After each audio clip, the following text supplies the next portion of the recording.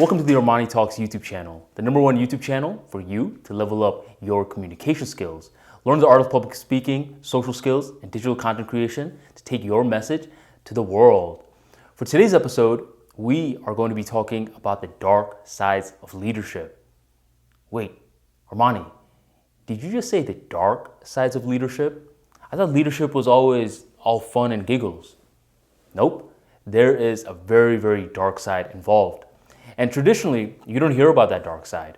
We often hear about leadership and we only expect the positives. You hear about it in culture as a whole, like, yo, I'm a boss. Yo, I'm gonna work for myself because I want to be the boss of my own life, etc.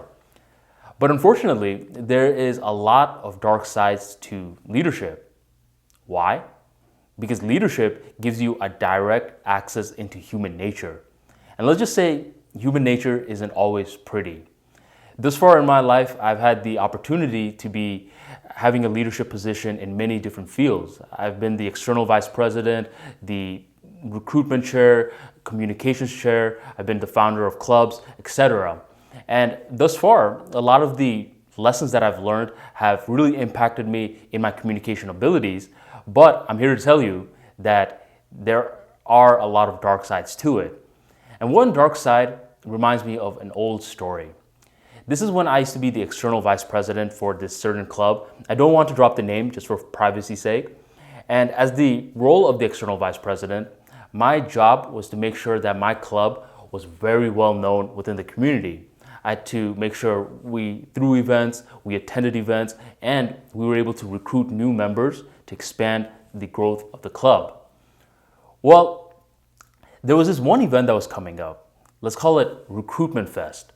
And Recruitment Fest is when different clubs all go to this event, and then there are multiple people that are potential recruits, hundreds and hundreds of them that go from booth to booth, hear speakers to see which organization that they want to join. Recruitment Fest is perfect to grow your club. So for my group meeting, I said that I needed 15 volunteers to accompany me to Recruitment Fest because this was the perfect opportunity. And just like that, 15 people raised their hands. That was pretty easy. By the day that Recruitment Fest shows up, a stunning 0 people from my organization show up. 0. It's literally just me by myself. And I kid you not, like I have this big booth and I'm just standing there alone. And it's so embarrassing because all these other organizations are squatted up deep. And it came to a point where we all had to give little presentations as well. And everyone is going up on stage with their organizations. And by the time it's up for my organization to speak, I go up there by myself. Imagine how ridiculous I look saying, yo guys, you gotta join our club. We are a family, we are big, we are huge. And then there's no one near me. It was pretty embarrassing. And I was very shocked that no one from my organization showed up despite giving me their word. So the next day we had the meeting, I asked everyone, I asked all 15 members, yo guys, what the hell? How come not a single one of you guys showed up? And I went one by one hearing their excuses. And let's just say that these cats were really, really creative. They were saying, oh, well, Armani, my dog got sick. Oh, Armani, my cat got sick. Armani, my parents just came to town. My grandparents, blah, blah, blah. Not one single person showed up. But luckily, there was another Recruitment Fest next week. And this time, again, I asked, which 15 people can accompany me? And once again, 15 people confidently raised their hands. All right, guys, I'm really, really counting on you. Do not let me down, all right? So next week shows up and Recruitment Fest is here again. And this time, a stunning 2 people show up. 13 people let me down. And this time, I was heated. I was livid. I mean, granted, I was happy that the 2 people showed up, but once again, it made our organization look really bad. This time you could tell other organizations were gossiping about us. They didn't really take us seriously at this point. They thought we couldn't even manage ourselves. How are we going to be a threat to them? And I was so pissed to a point where during the entire event, I was just thinking of personalized insults for all 13 of the members. That's exactly what I was thinking of. And I was ready. Now, I wasn't even present in Recruitment Fest anymore. My mind was elsewhere. And as I was planning these insults, out of nowhere, boom, I had this epiphany just flash into my mind. Roughly a year ago, I remember that former external vice president would always ask for recruits for last year's Recruitment Fest, and I just happened to be one of the members that would raise their hands. And by the time Recruitment Fest came up, I was getting really busy with other stuff, and for some reason, I wouldn't show up. And I remember the external vice president would yell at me and a lot of other members that didn't show up, and he would bully us around. And the angrier that he got, the more resentful that we got. And eventually, he lost our respect and we didn't do what he said. So I realized that if I went with my current method and I insulted everyone, then it would not be good for the long run. Maybe they would show up next time, but it would not lead to good long-term results. So I started to change my strategy.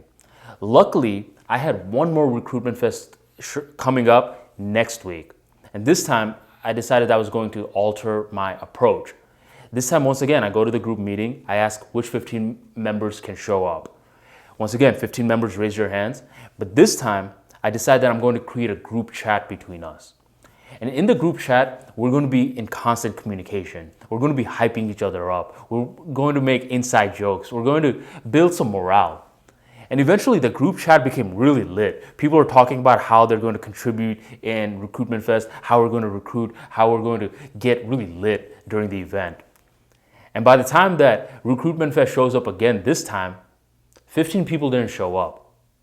25 people showed up. The people in the group chat got so hyped that they recruited other members in our organization to come in and roll up as well. So during that event, we rolled in deep. We were squatted up and people could just feel the electricity. Because during this whole time, we were building this camaraderie. And the mission was a success. We recruited over 20 plus people and it was truly a success. Third time was a charm. It was a charm.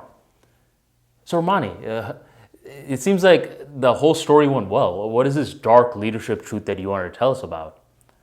Well, the dark leadership truth is that you ready for it? You have to assume people are stupid and be pleasantly surprised when they aren't. That's the dark leadership truth. Now, this may make you very uncomfortable. You may be thinking, wait, what? You want me to assume that people are stupid? That seems ridiculous, Armani. Well, not really. Because here's the thing. The first two times, I was thinking that these other people were going to be motivated and hungry as I was. But I was mistaken. The third time, I started to understand that these people, they weren't that smart. They really needed to be handheld. And the third time, when I made that epiphany that these guys were not the brightest bulbs, that's when I started to become more creative. How can I make them show up still in a very genuine way? And that's when the idea of the whole group chat came to be. Leadership is a lot like driving. You can be the best driver, the safest driver out there. But when you get into the highway, you better get ready for some people to cut you off, tailgate you, drive over the speed limit, etc.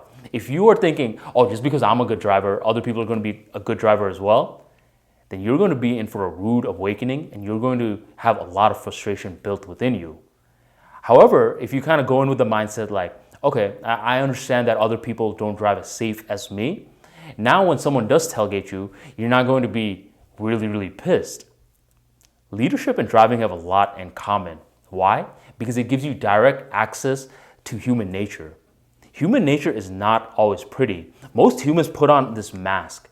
That day when I was asking for volunteers and everyone was confidently raising their hand, that's them putting on their mask. But the time it was like put up or shut up, like show up to the event, that's when human nature was kicking in, laziness was kicking in, the chaotic behaviors were kicking in. And you as a leader, you have to be able to deal with that.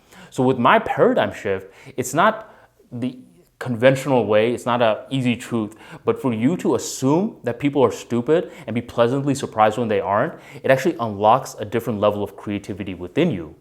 You start going from ego to compassion level leadership. Because here's the thing, when you assume that everyone has the same level of hunger as you, you're leading with your ego. It's just not like that, fam. But when you understand that other people are not too bright, now you're approaching the entire leadership process with some more compassion. You're more understanding, and now you're more likely to over-communicate. Over-communicating is one of the best things you can do in any types of leadership field. And here's the beauty about my method. You're going to have this sort of paradigm shift in the initial stages, but the more that you have it in the initial stages, the less you have to have it in the later stages. When I was initially approaching that these guys were dumb and I was over communicating and I was providing results after results, later on, their internal light bulbs were lighting up. When they were able to produce results themselves, like the morale was so high after so many people showed up in Recruitment Fest, now they were motivating themselves. I didn't have to treat them like they were as stupid. But when you have this sort of mindset in the initial stages, you are much more effective with your leadership capabilities. And now you're creating future leaders within your own organization. So how you interpret this video is completely up to you. You can say, oh, Armani is telling me to think less of people. Or you can say, Armani is introducing a brand new paradigm shift for me, which will unlock more creativity, more awareness, and more of a compassion-based leadership. How you interpret it, like I said, is up to you, but ultimately, you are going to have to lead. But at the end of the day, if you do leadership right, it is one of the most rewarding things you can do. Managing other egos and producing results despite of that is such a rewarding feeling, and that is why leaders get paid the big bucks. If you like tips like this on human nature, leadership, and how to deal with people, then you will truly love my free daily newsletter. Every day, I drop tips on how to communicate more effectively at 7 p.m. Interested? If so, go on over to the description box, hit the link, and join the Level Up tribe. Thank you, my friend, for joining the ArmaniTalks YouTube episode, and I'll catch you next time.